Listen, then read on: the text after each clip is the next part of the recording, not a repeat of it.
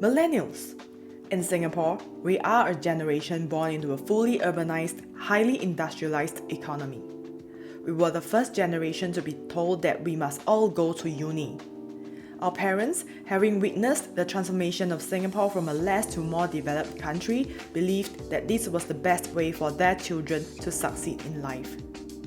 According to an article on Forbes by Jack Kelly, Millennials are the most educated, or some say overeducated, generation in American history. The boomers' Wall Street antics led to the financial crisis in 2008, making it exceedingly difficult for young college graduates to find jobs. They had to scramble for whatever they could find, many taking roles that barely required a high school education.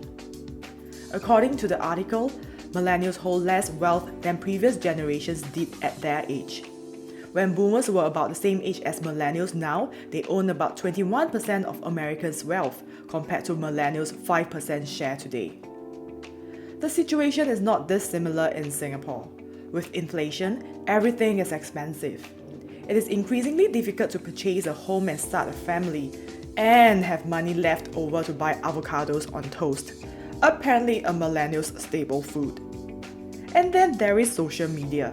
You see people living amazing lives on Instagram, as if we do not already feel inadequate. Adding salt to the wound, the educated millennials have also influenced the next generation, Gen Z, to be, well, for a lack of a better word, woke.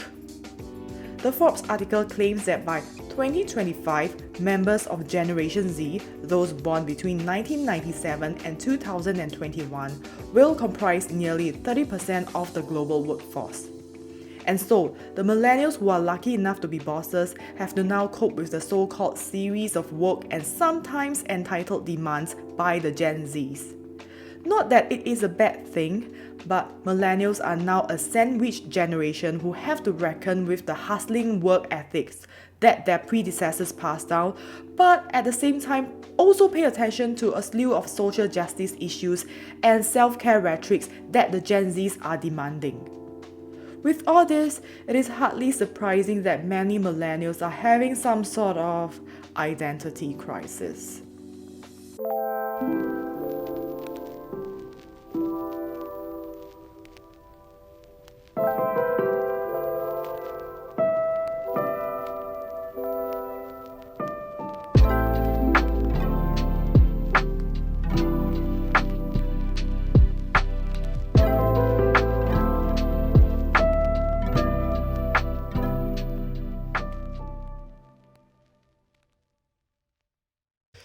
Welcome to Someplace Warm.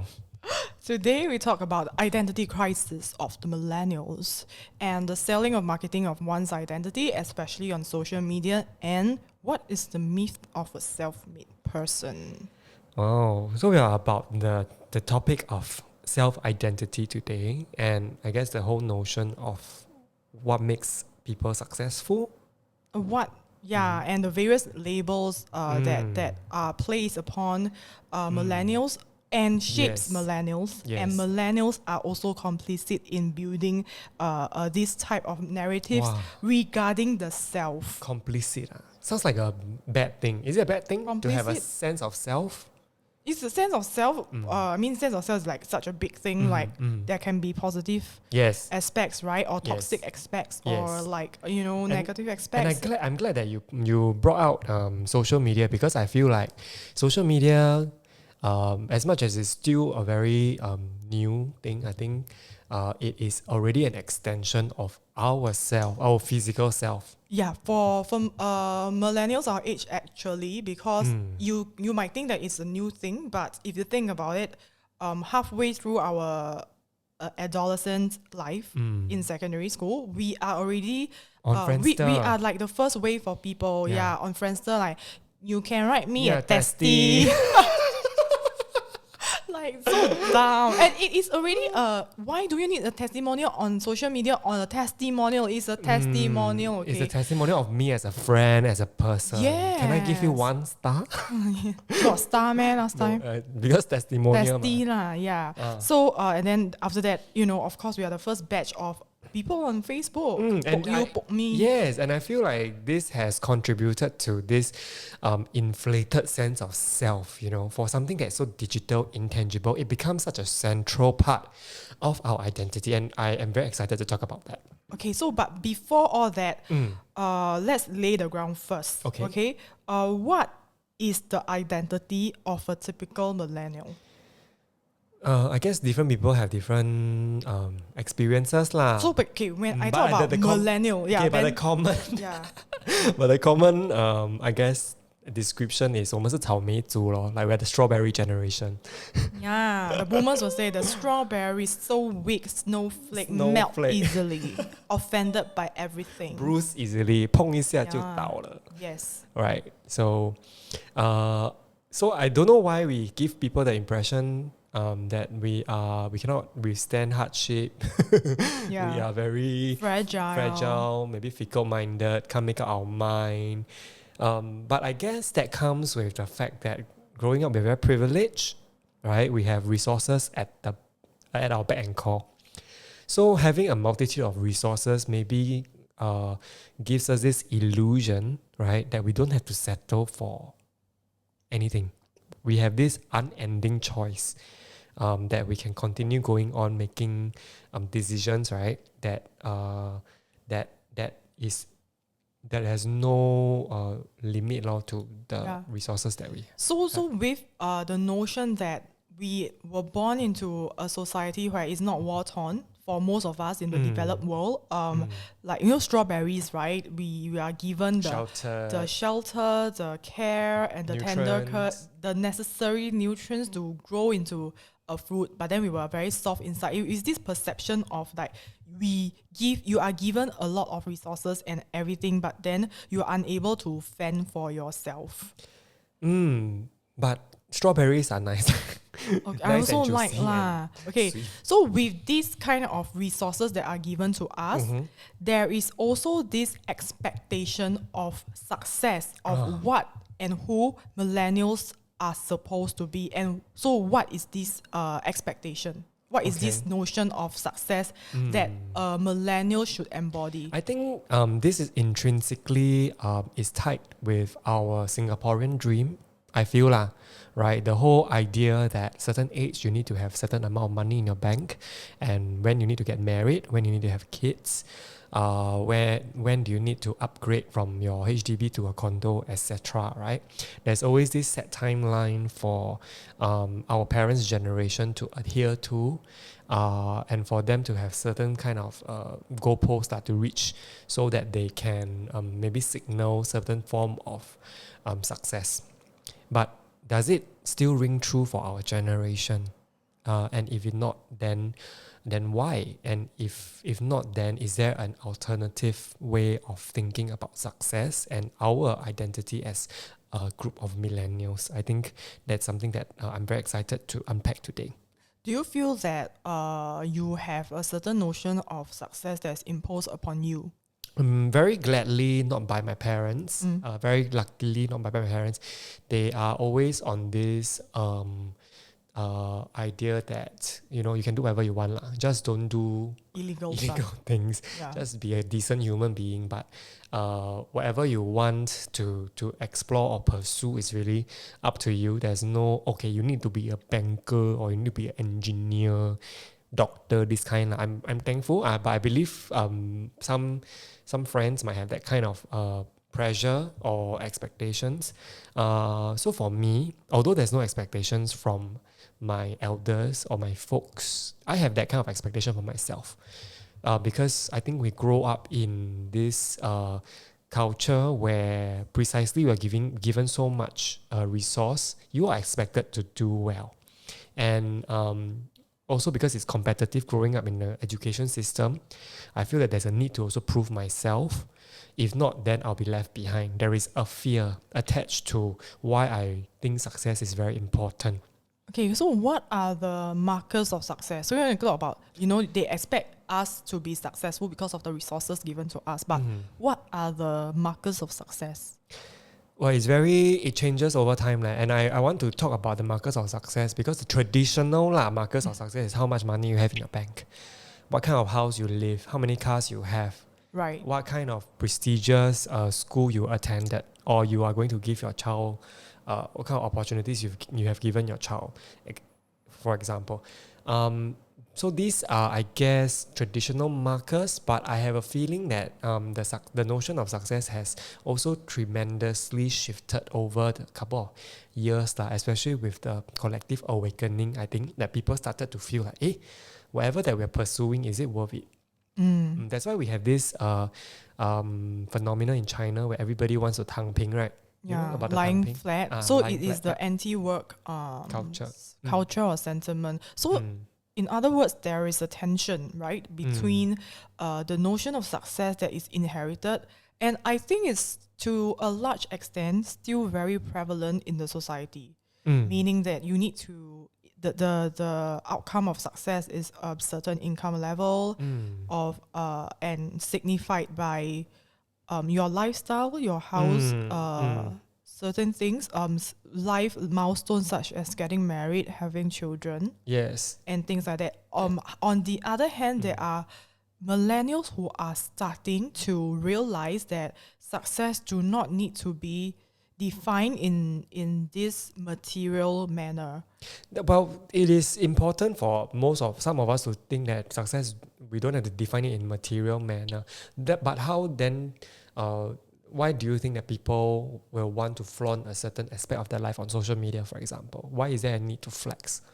Why do you think? I think that question is for you because as a young entrepreneur, is portraying yourself in a certain way on social media to adhere to the dominant notion of what being successful is. I don't know, because I don't do that. Yeah, you don't do that. So I was to our listeners here, I was telling Eric and I was asking him how does he deal with this? Because to me, right, he is a boss of a company which I wasn't very conscious of because to me he's just my friend lah. Yeah.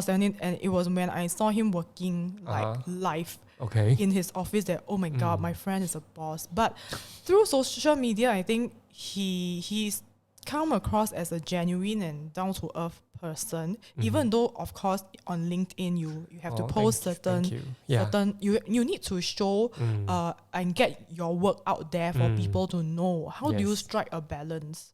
Between getting the word out and also over flexing, is it? Correct. How do you not over flex but yet get the work out? I think self-awareness is the key lor. Okay. What do I mean by self-awareness? I guess knowing how people might react potentially to a post, whether they might feel salty or jealous or whatever, have to be very cautious. That's why sometimes I'm also very cautious about what I put online as well. Part of the reason is I scared of being judged. I just don't want people to judge me, but I know we can't please everyone, right? Correct.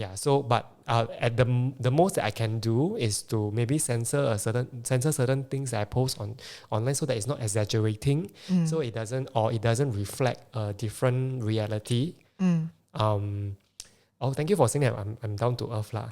I think you are. I don't know. For me, maybe I'm biased because I'm your friend. You are too.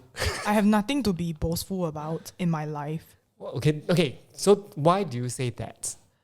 Why do I say that I have nothing to be boastful about in my life? Because I grew up in a working class family, single parent, and that has I'm very hyper aware of that. And yeah, I think if I compare myself to social markers and the notion of success, dominant notion of success in the society, I have nothing lah. Which I want to So with this like mental construct that you have nothing to boast of, boasting aside to feel like you have nothing because in comparison to traditional notion of success, I think that's where you are wrong, I feel, because what you have is right now you're in between jobs, right? And that's right. What you have now is time. That's one. And time is also a form of resource that is nowadays people flex how many no longer flex how much money they have. They flex how much time they have to do like things that they love. I think. Those for the upper class people. But I mean, okay, So you so are- so, I think that I have nothing to flex. Doesn't mean that I'm not comfortable with where Of I am now. course, yes. So that is the thing. So, but I think beyond the two of us, maybe again we are weird. Many people do, especially millennials of our age, because of like social media being part and parcel of our lives. They market themselves online. How do people amongst you, businessmen, businesswomen, or my other friends, right? How do they in the first place? How do they portray themselves online? Okay lah, we take away the business side of things Okay. because marketing for your business is essential for your survival, But right? It's nowadays, essential. marketing for business is tied to certain personality.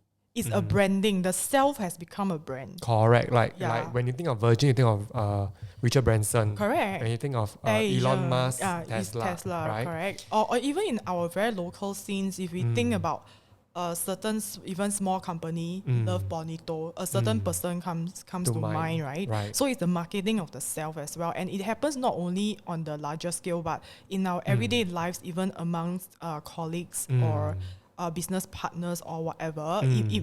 It might surface as well. So how do they do that? That's personal branding lah. I think It can conflict with it- like business branding also. yes. Ma. Okay. Yeah. So I guess what we're trying to say here is why do people on social media who are not running a business, focus so much about their own personal branding on social media as well? Now, what do they gain out of it? They gain a lot out of it, I So, guess. for example, So number one, it might be this again this saving face thing, because no longer is our image tied to just the clothes we wear, makeup we wear, or how we look. Back to the Pui Pui episode, right? In addition, you have to show people that you are capable of pulling off certain fashion. You are at the income bracket of you can have certain experiences. having certain, not even like clothes, but also experiences. How do you get the word out there? Is via social media. So that's one aspect. But I think the thing that I'm trying to get at the next level is beyond this level of lifestyle and experience. It's also like there are people humble bragging about their work and how hard they work on the internet. Have you not seen? Yes. Or maybe I'm guilty of that as well. Also, I mean, sometimes we are You know, also on LinkedIn, right, we like to, so glad that I have done this project and this project. And then Correct. all the friends will come and flame the ego, right? Well done, well deserved. yeah, correct. So All these so meaningless there is comments so on on the LinkedIn. one hand, that's why I say that I'm asking you. Yeah. You are asking me rather, Yeah. like, what are the benefits? So the benefits are these lah, like you have a Validation lah. It is a validation, but it's also a persona, and like LinkedIn is a social media, but it's tied to your career and your job. You are also showing potential clients or potential hirers what kind of person you are Correct. to increase your opportunity to Yes. network, to Yes. get hired, to get business. So for social media, it could be also like personal social media like Facebook, Instagram, it could be the same case as well. Like you want to have more friends, I guess, who will be able to see you through a certain lens that you want to curate for yourself. Yeah. So there's no right or wrong, but I do have experiences where I have online friends lah. They look absolutely not say look they behave absolutely different from the online persona. Right. So on the online persona, they look very outgoing, and then they have this very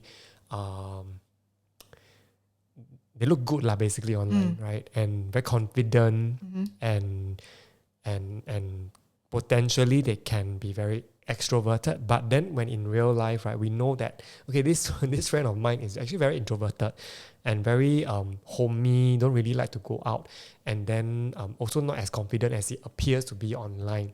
So then it becomes whether social media, is it an enhancer or is it a deception? Enhancer of who you are, an extension of who you are for positive outcome like business relationships, or for for people to to think of you in a certain way that you want them to think, so that they can give you the validation that you need. Yeah. So I guess there's two sides of the coin, right? How using social media can actually be a good and a bad thing for us now. And more often than not, it becomes a confusion to us in terms of our identity as well. That's why of today's episode, that is, are we having identity crisis? Correct. So I think long time ago I wrote a paper on social media and relating it to us being cyborgs. Okay. So to some extent we are living not a double life. Some people, like, okay, the examples that you have raised earlier, maybe some of them are like leading double lives. Again, there's no right or wrong, but it's like you are able to split your personality into two different spaces, the cyberspace and the real world. Not real world like the physical world, right? So if let's say you have a personality on cyberspace, does that mean that it's real to you? Do you own this personality? Maybe to them it does. So if they fully acknowledge it and say that, okay, this is my online persona, it doesn't mean that it's not part of me, it's still part of me. It's just that in the physical space and on cyberspace I behave and I inhere the spaces differently. It's okay. I think it is only an issue for me if it is being inauthentic and lying to yourself. Then that becomes an issue for me. Yes. Yeah. Because you said, right, okay, in our show notes, our identities consist of not just who we are, but also the stories we tell of ourselves.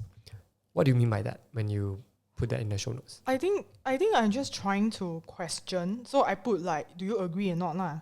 So for me, I agree that our identities, besides the various markers, right? It also has to do with the stories that you tell ourselves that, oh, I am this person and why. And when we tell that to the outside world, to tell them you should see me in a certain way, so that this storytelling becomes part of us. And I think in the social media, this is what this storytelling is about. And it's easier also to perpetuate that kind of Correct. storytelling. Correct. Last time when they don't have this kind of social media, I guess it's a little bit less complicated. Like you don't have to deal with so many different parts of yourselves. Like in the office versus, of course maybe in the office, at home you have different personas. But now you have like cyberspace, and then whether you want that the issue of, and many people are not conscious of it. That's the issue of whether you want to align your true personality to what you portray online versus at work versus in your business. Very tiring, right? That's why when you ask me how do I don't know, keep grounded, I guess because I am very tired. I do business already, very tiring. Correct. I don't want to have multiple impressions that I give to people that I have to manage. Correct.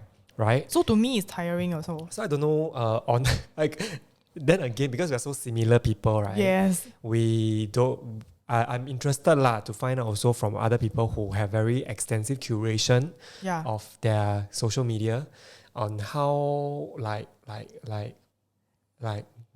you're not tired, man.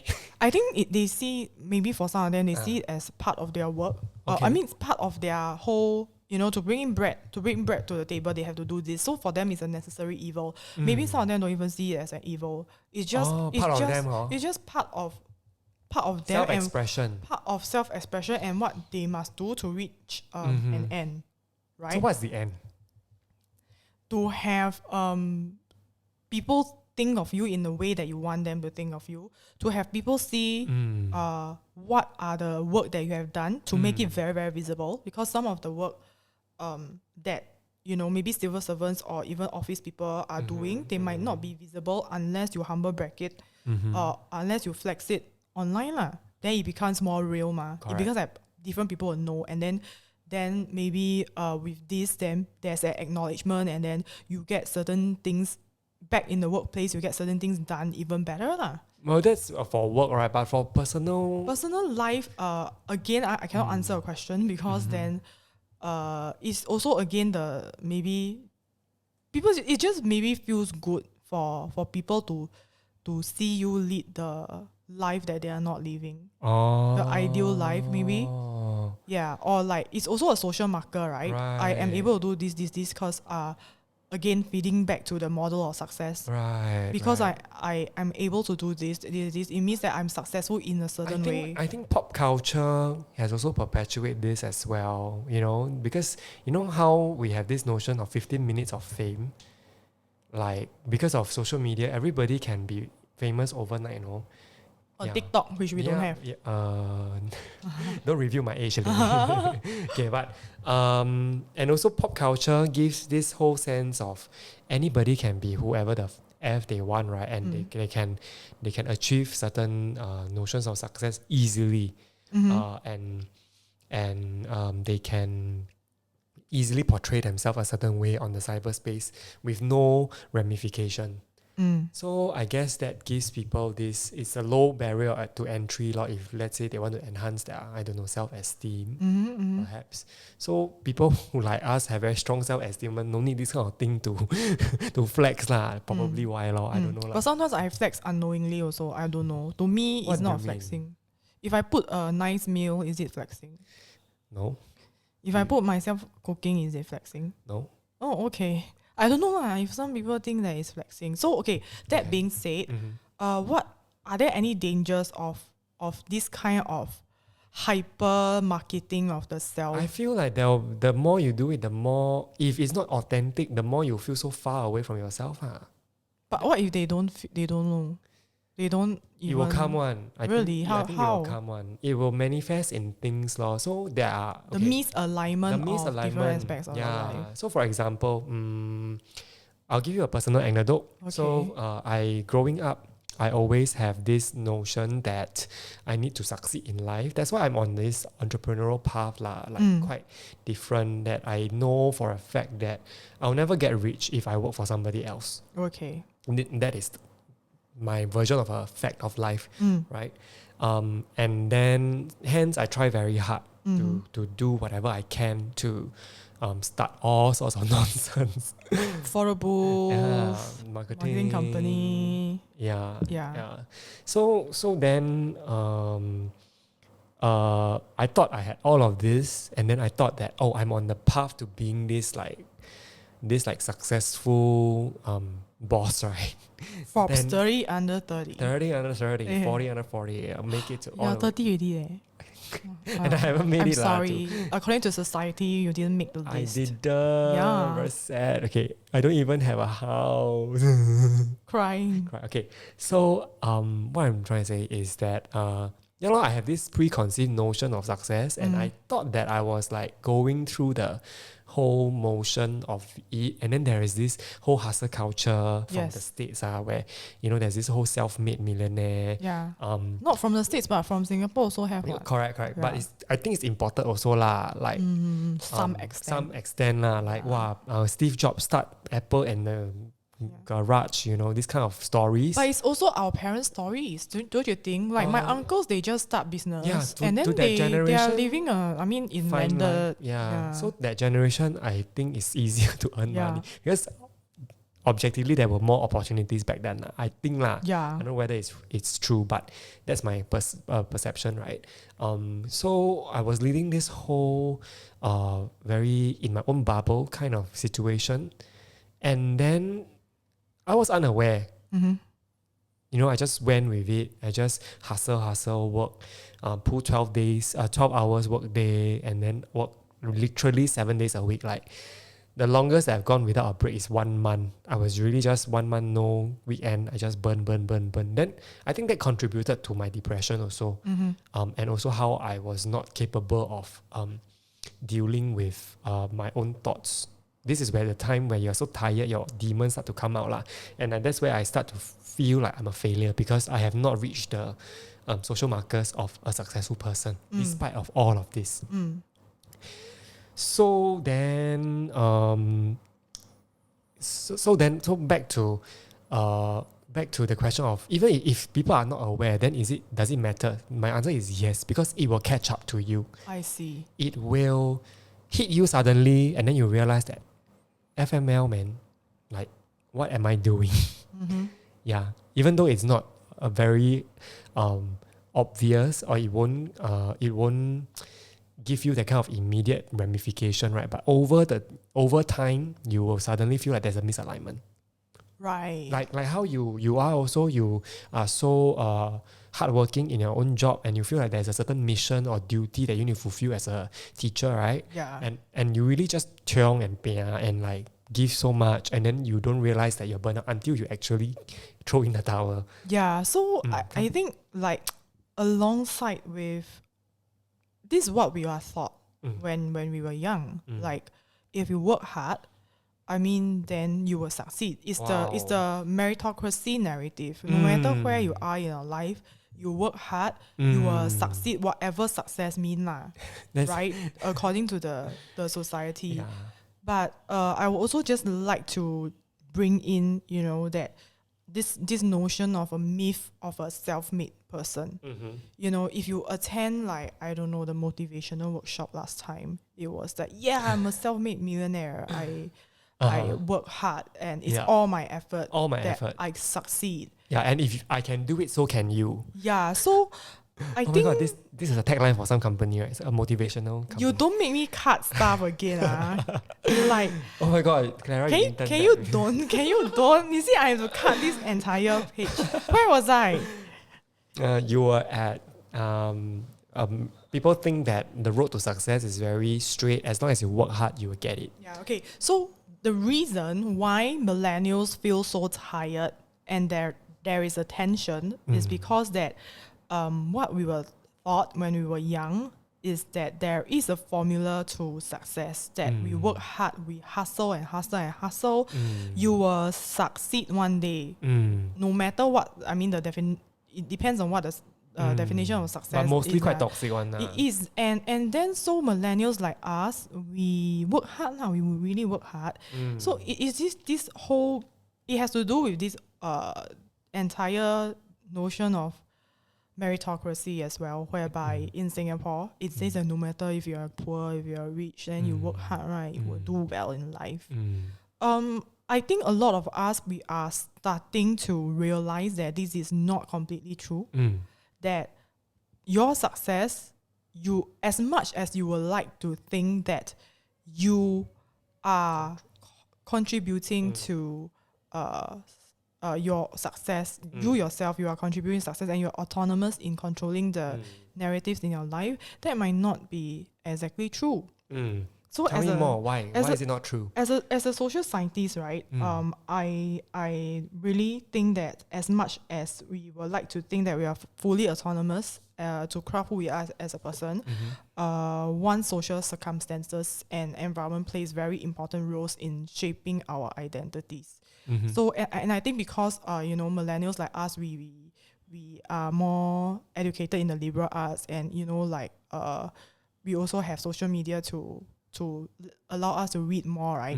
We realize that there are things such as our life experiences and our so-called success are affected by other variables like race, your class, your gender, family background. Yeah, your class, basically your social class, right? Then your gender, like in the previous episode we were talking about the roles of women in families and sexualities and other individual characteristics. Yeah. It is what feminists call intersectionality, which is that when you look at lived experiences or life chances, you need to acknowledge that they are shaped by these different aspects like race, class, gender, sexuality, and things like that, which determine whether you are successful by social standards, and where you're born as well. Correct. Yeah. So your environment, which determines your class, like how your race is being treated. Are you a dominant race, of a dominant race? Your social class, is it mobile or not? That kind of thing. So does it offend you when people say that I'm a self-made person and if I can do it, so can you? Guess what? In secondary school, we have some teachers, they are very, very angry at this narrative. And now that I'm older, I understand where they're coming from. Because essentially, they are just following tightly to the meritocracy benefits narrative. That whoever you are, you you will just succeed lah. But many of us, we realize that it's not true. And I actually, for me, I'm from a working class background, right? In secondary school, obviously, we didn't know much about it because most of our friends maybe homogeneous lah. the Most of income our parents, level the might same one. be around the same. Yeah. When I grow older, like maybe in JC, then I start to realize that most of my classmates stay in private housing, and then in uni it might become more stuck because I was in the university scholars program, and like most of them, they come from like rich families or more well-to-do families or education background. And I didn't, and of course when I started working, I taught in neighborhood school versus rather well-to-do integrated program schools. And when I look at the life circumstances and life chances of what my more well-to-do students have, it is in stark difference of what what we had and what my neighborhood school students had. It's sometimes impossible not to succeed, and we have to just acknowledge that law. So I think part of going back to the millennial crisis, right, where these crises come from is that we start to be aware that there are all these different variables coming into play. We start to realize that this meritocracy narrative shouldn't be believed like 100%. Oh, it should be taken on face value. I mean, we start to be more aware of all this, and therefore then we start to be a little bit disillusioned as well. But I think the good thing is that comes with it. I mean, the bad things, of course, that we are like just disillusioned, right? Jaded. Then we feel very exhausted all the time. Tired. Our parents also feel exhausted, but I think the exhaustion from us is not only the physical exhaustion, but we know that, hey, there is no end goal. There's no end outcome. That's why people go into midlife crisis. Yeah, maybe. Like they go and suddenly buy a sports car. If they have the money. Sure, because they suddenly feel like, what am I doing all of this for? My life is so empty. Yeah. They chase, and suddenly, shit. I mean, that's when you will reach a certain level. I think a lot of millennials, we are unable to reach that level that our parents... That's why we hasten it. We all have our quarter life crisis. Yeah, we all had our quarter life crisis. But I think this awareness comes at a price. We become very jaded. But at the same time, I also see hints of hopefulness in these things. So we are also the type of people who say, hey, stop. Yeah. We are not going to follow whatever that you have been saying. Like, we are not going to follow the model of success that has been portrayed to us. Some of us lah. That's why you have this anti-work narrative and all this. And I mean, for some of us, we just start to think that, hey, that is enough. And possibly, money is not everything.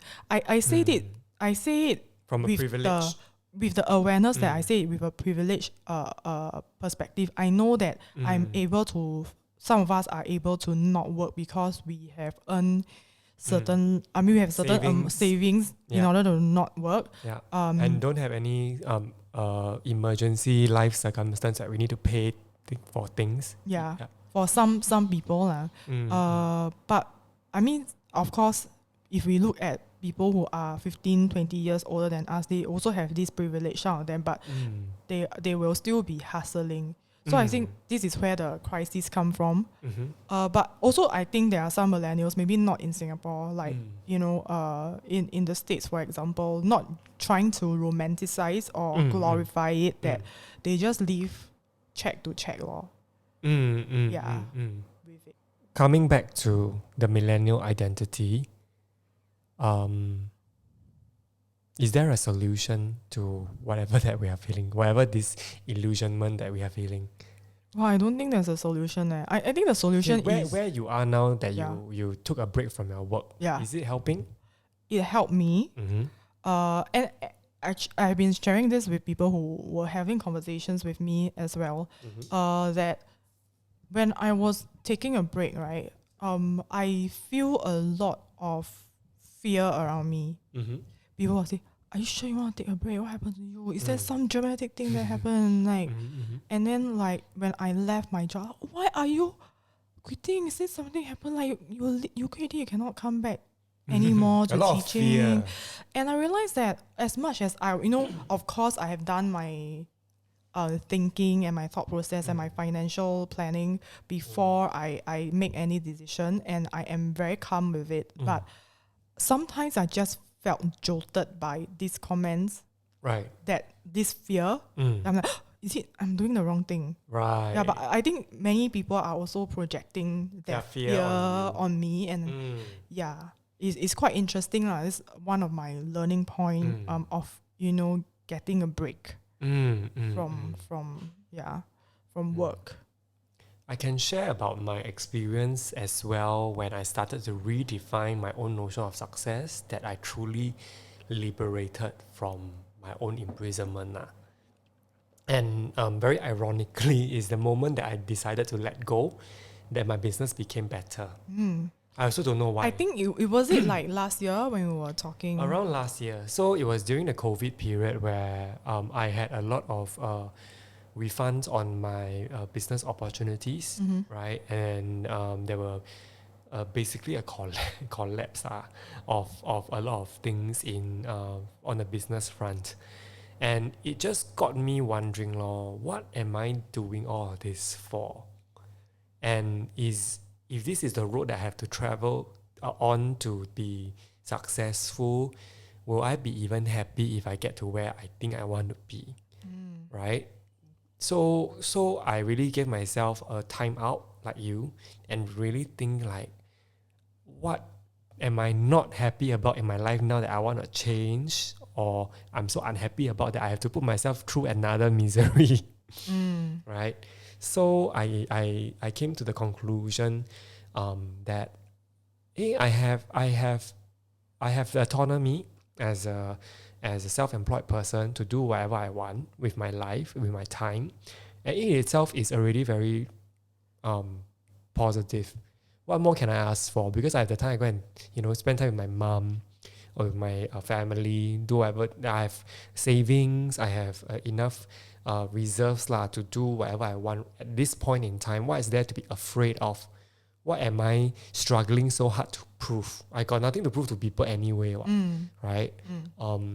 If I have a roof over my head, although I'm staying with my family or my parents, and also having a house of my own is a goal, but why do I need to rush the process? In fact, when I'm staying with my family and I have a good relationship with them, I should cherish it even more. I should even milk the experience even more before I finally go out, right? So why do I need to rush it? Why do I need to achieve certain social success markers at a certain age, for example? So all of these question. Then I realized that, you know what, Eric, you're so silly. Like all of these things that you put yourself through, right? You can let go on. There's no need to be afraid of. And then I decided to just, you know what, fuck everything. I just go and take a walk. I just go and take a walk. I just go and spend time with my dog. I just own self go and Dog or civet cat? civet cat dog. Then spend time with myself, with my family, and I was really very nourished by the experience. Then once I have that paradigm shift, I was no longer trapped. Whatever I do, right, becomes very intentional, right? Especially for the kinds of business that I want to take, for example, or the people that I want to hang out with, or the projects that I want to do. It no longer becomes, oh my god, I have to do it because I FOMO. What if I miss this opportunity and I might not get the money? Or what? I'm no longer afraid by that because I have internally defined success for myself. And for me, success looks like having time for my family, having time for myself, having appropriate rest, having appropriate having a healthy mental state of mind and state of body, physical wellness.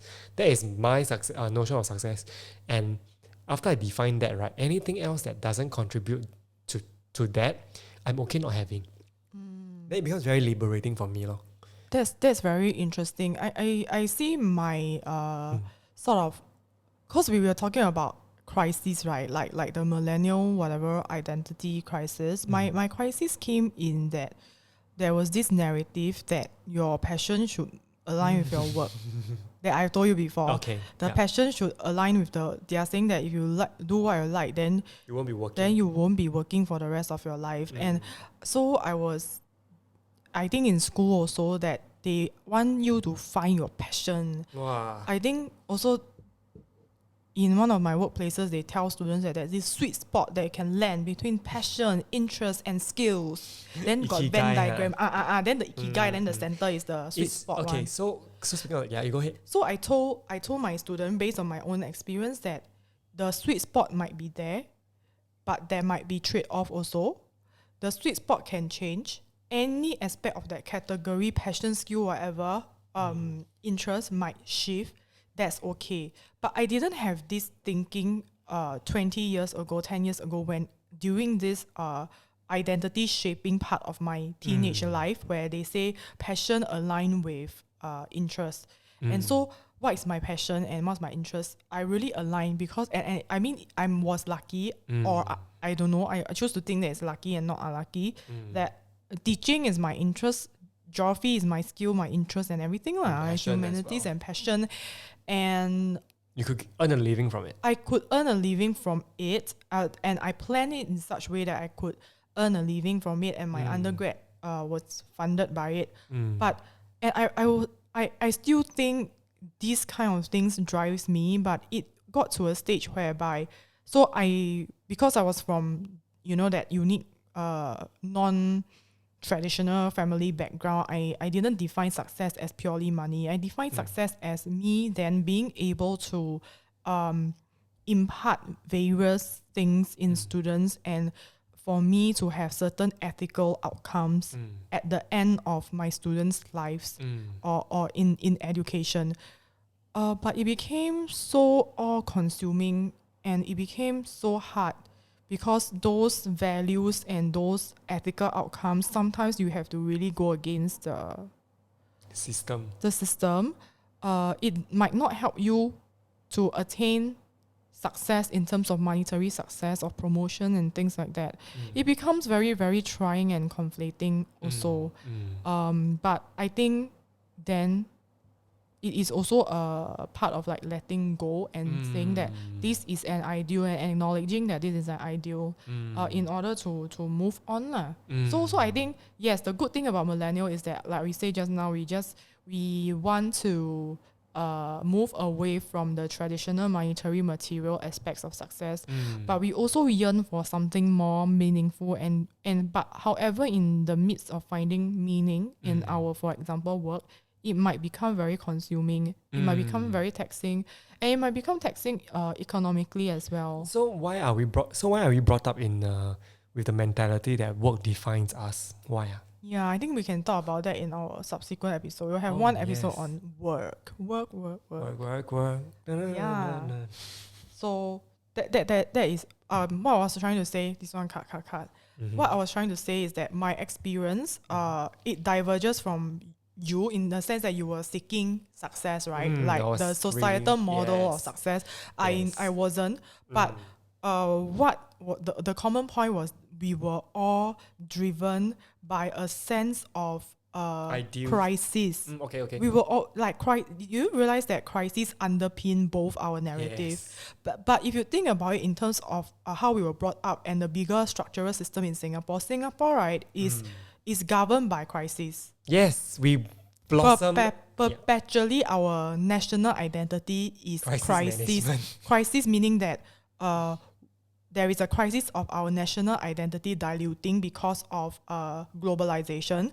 There's a crisis of not being prosperous enough, and therefore we must work very hard. There's a crisis of Malaysia attacking us or whatever. I think, because the crisis of a small state. Yes. And this also trickles down to our work then and our identity. And also when we were students, we are studying, is also like with the social studies that we study, is like crisis what? Yeah, riot here, riot there. Yeah, crisis is just crisis. And then also, therefore, like, I think for us, we also feel this crisis. Like we cannot sometimes, things are just moving so fast, and then oh no, now you must be successful. If not, then you are not successful. Then not my parent, but then some of the parents might say that then you don't study, boy, you don't study, go and sweep the floor. Wow, that's very bad. That's very bad. Hey, Also, other people, other countries' sweep floor is richer than you. yeah, but then this the narrative, this very crisis narrative that number one, it discriminates against different social classes. So you want mobility, right? And then secondly, it just instill a sense of fear and inadequacy in young people like us lah. And then they go to social media and then inflate their own. And then they go, because not identity. enough, right? So yes, I must go to this And ideal. then we perpetuate the entire vicious cycle. Correct. So my guys, God, friends, that is really the 重点.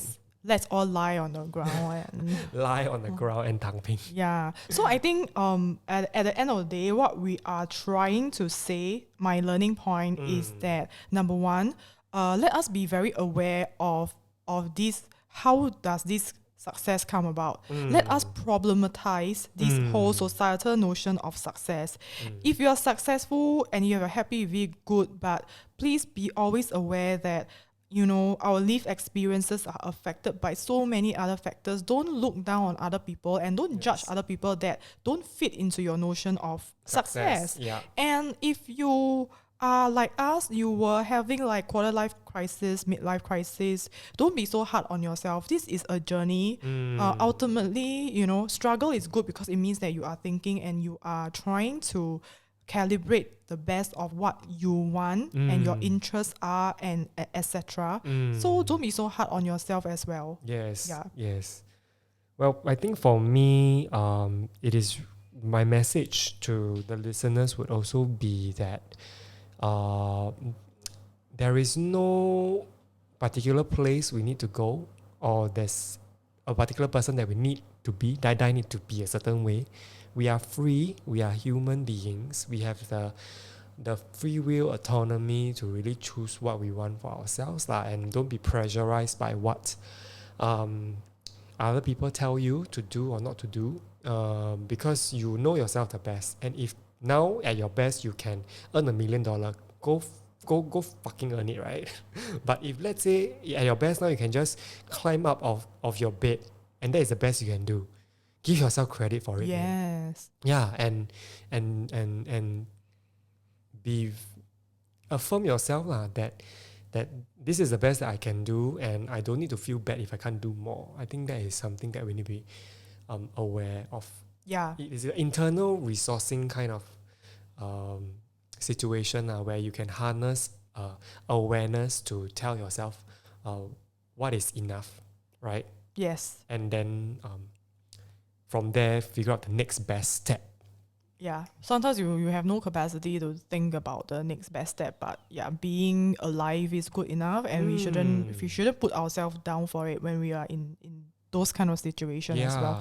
Yeah. So that concludes our very weird I enjoyed millennial chat. Yeah, I enjoyed today's chat. Yeah, because I feel that maybe it might be a bit messy, but it's because of the whole condition of being millennials. We are very messy people ourselves, and millennials are figuring out, right, what it means to be people of our age and in this situation and in our time. In our time. Yeah. So let's be messy together. If you have any opinions, or you have any ideas, or you have any reactions towards what we have mentioned today, please feel free to comment on our Instagram page, or you can DM us, or you can DM us personally. Wait, what is our Instagram page? In case this thing goes to YouTube. Some.placewarm. Some dot, Yeah, the place dot. what? Some dot place warm. Yes.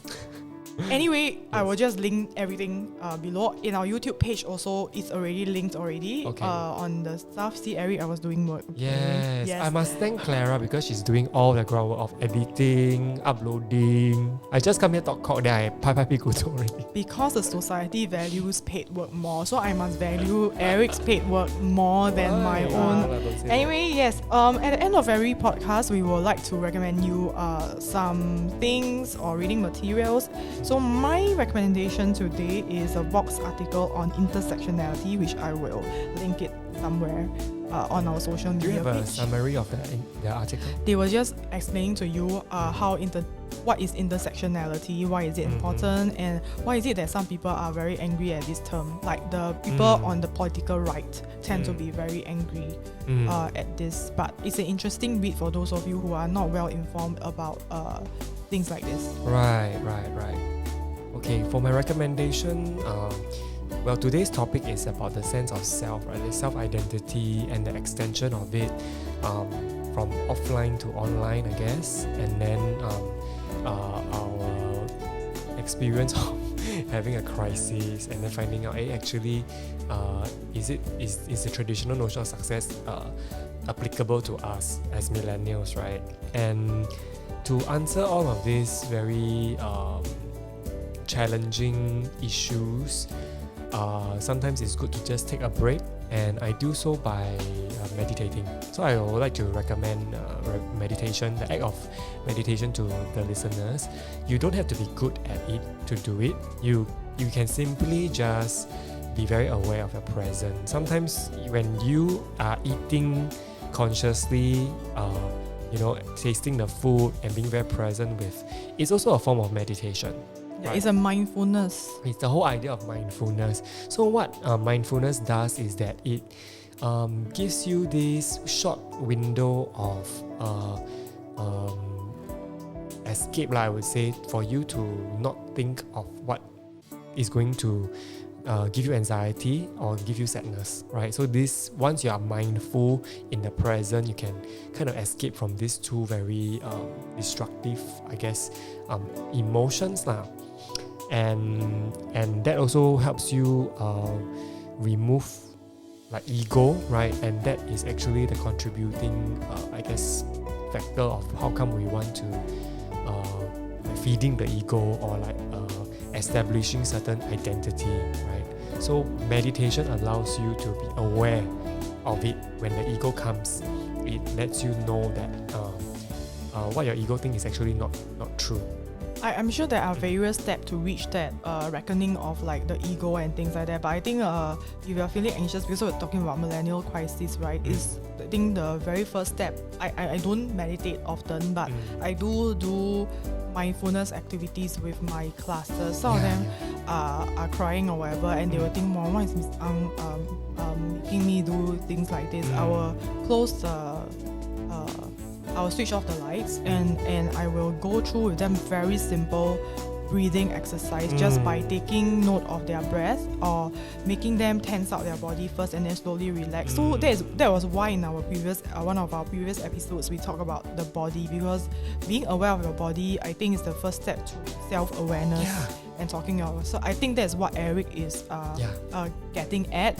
If you are thinking about, like meditation is a very, very big thing, just maybe you can Google, it's everywhere, right? Don't go to those like cult one, just very simple mindfulness breathing exercise. That's just all. breathe, observe your body, observe how you sit on the chair, and things like that will make you bring yourself, center yourself, bring yourself back. We hope that you enjoyed this episode, or you become very confused after this episode with us. As confused as us. As confused as us. It's okay. Welcome to the club. I think by the time we roll out this episode, it will be New Year. Angmo New Year. Oh. But maybe near to Chinese New Year also. And then Eric might still be overseas and is not back yet. I'm going to Germany. Bye-bye. Okay. So, wishing all of you Happy New Year, and may this year be smooth sailing and healthy for all of you. Happy New Year. Bye. Bye.